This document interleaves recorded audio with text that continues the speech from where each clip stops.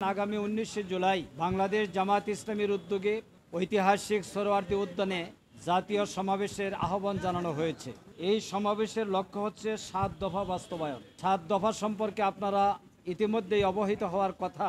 সকল গণহত্যার বিচার, নির্বাচনের জন্য প্রয়োজনীয় মৌলিক সংস্কার, জুলাই সনদ এবং ঘোষণাপত্র বাস্তবায়ন, জুলাই অভ্যুত্থানে শহীদ ও আহতদের পরিবারের পুনর্বাসন, পিআর পদ্ধতিতে জাতীয় নির্বাচনে লেভেল প্লেয়িং ফিল্ড গঠন এবং প্রবাসীদের ভোট প্রদান নিশ্চিত।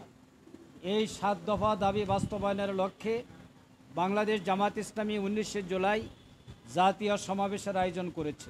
আগামী 19শে জুলাই সোহরাওয়ার্দী উদ্যানে 2টার সময় আমাদের যে জাতীয় সমাবেশ, এই উপলক্ষে আমরা এসেছিলাম। গতকালকে স্বরাষ্ট্র মন্ত্রণালয়ের দায়িত্বে নিয়োজিত সম্মানিত উপদেষ্টার সাথে আমাদের 2জন সিনিয়র দায়িত্বশীল মিটিং করেছেন। এরই ধারাবাহিকতায় আমরা আজকে ডিএমপি কমিশনার অফিসে এসেছিলাম। আমরা ওনাদেরকে অবহিত করেছি, আমাদের পরিকল্পনা ওনাদেরকে জানিয়েছি এবং এ ব্যাপারে প্রয়োজনীয় সহযোগিতা ওনারা করবেন সেটা আমাদেরকে আশ্বস্ত করেছে। বান্ডেল থাকলে প্রতি সেনমানিতে টাকা বাঁচবে। বিকাশ সেনমানি বান্ডেল কিনে জিতুন প্রতি লেনদেনে। কয়েকটি বিষয়, একটি হচ্ছে যে ট্রাফিক ব্যবস্থা, যাতে আমাদের বিপুল সংখ্যক গাড়ি আসবে, প্রাইভেট গাড়ি, বড় গাড়ি, বিভিন্ন ধরনের গাড়ি আসবে, বিভিন্ন স্পটে আমাদের লোকজন আসবেন, গাড়ি ঢোকা, গাড়ি বের হওয়া, গাড়িগুলোকে এক জায়গাতে রাখার বিষয়টি এটা যাতে ওনারা নিশ্চিত করেন। এর পাশাপাশি আইন শৃঙ্খলা এবং বিশেষ করে নিরাপত্তাজনিত বিষয়গুলোকে ওনারা এনশিওর করবেন, আশ্বস্ত করেছেন। আমাদের তো টার্গেট ঢাকা মহানগর এবং ঢাকা বিভাগ সহ আশপাশের জেলা এবং পুরো দেশ থেকেই আমাদের একটা পার্টিসিপেশন থাকবে।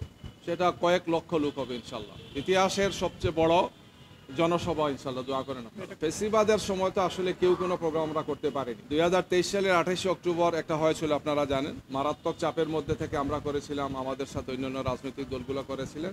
এরপরে তো আর বড় কোনো প্রোগ্রাম আমরা করতে পারিনি। আমরা এই জাতীয় সমাবেশে ফেসিবাদ বিরোধী আন্দোলনে যারা ছিলেন আমরা সবাইকে দাওয়াত দিই। আমরা তো এটা অনেক আগেই চিঠি দিয়েছি পূর্ত মন্ত্রণালয়কে।